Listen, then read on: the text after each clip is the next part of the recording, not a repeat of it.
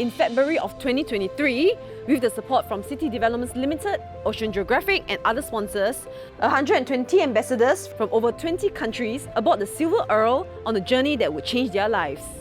Hi, I'm Andrew Charlton from Indonesia. My name is Nur Tucker. I come from Turkey. I live right outside Washington, D.C. I'm from India. I'm from a city, Hyderabad. I'm a proud Kukalug woman. I'm the Minister for Climate Change and Emissions Reduction in the Australian Capital Territory. I'm Esther N, Chief Sustainability Officer of City Developments Limited, headquartered in Singapore. David, do you want to go first? No, ladies first, please. He always does that. We come from different countries, belong to different generations, share different cultures, and join for different reasons. So Antarctica, why did we come to this, David? Antarctica. Antarctica is the most fascinating, incredible place on our planet. This expedition is a really important opportunity to tell the world about climate change. I think it's a really good chance to get inspired. I'm very interested in intergenerational perspectives from different cultures. A proper mission and something positive to come out of it. But we have all gathered here on this expedition because we have one belief. Climate change is real, it is urgent, and we have to do something about it. That is very obvious that it's warmer in Antarctica now than it was 20 years ago when I first started coming here. We've already seen that penguin colonies are moving because there's no more krill from where they were. What is happening with the ice and the progression of the ice sheet. Hearing the glaciologists talk about, this is actually what's causing sea levels rising. That's what's causing that for my people. In 2050, there's going to be more plastic than fish in the oceans. And I really don't want that to happen. Almost every story we start at the National Geographic may or may not be climate change, but by the end, it's climate change. Just in the span of 10 years, the coral reefs have changed, the fish have changed, everything has changed. We've had a number of 1 in 100 floods, quite a few 1 in 100 bushfires. These are extreme weather conditions that we haven't experienced before.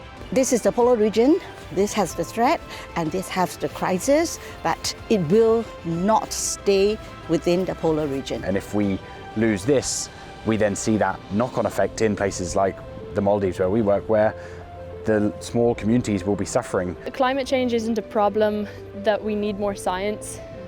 It's a problem of actually affecting change and actually moving policy. This is the critical decade for action on climate change.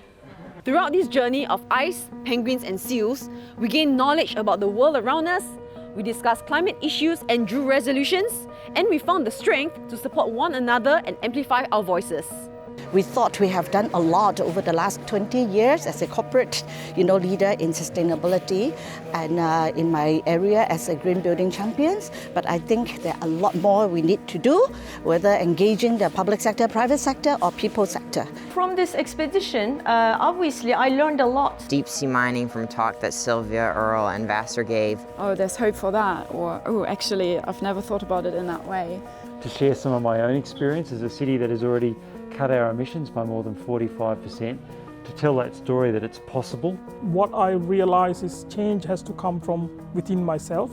So I always keep reflecting on myself, like what I can change myself. Collectively, if we all act singly, we make a difference. Individually, it all adds up. So to me, the value of having such an eclectic group of people and having the time to debate and discuss and think through these issues has been extremely valuable. The responsibility, as I said, starts with me now. No matter who you are, whether an individual or a organization or a non-profit, our differences can't divide us if the issue at hand is large enough. Because what happens is we grow up and we say, oh, well, it's the next generation's problems. That stops now. The buck stops now. There are a lot of people doing a lot of work to try and improve the state of things, and I think just the more that we can give power to those people and raise their voices up, things will start to happen. Most importantly, when the future seems bleak amidst the climate crisis, we saw light at the end of the tunnel. Hope. Hope for a better environment, hope for a better planet, and hope for a better future. We should educate all the future generation of how precious this place is. And unless we do something about it now, that will affect every part of the world. We have done enough research to understand where we are perhaps going wrong. I think we always have to look at it with hope. Sylvia Earle does this brilliantly. She always talks about hope. I hope that we're living in harmony and reconnect that human nature interaction. I hope that future generations have a thriving planet, and specifically a thriving ocean.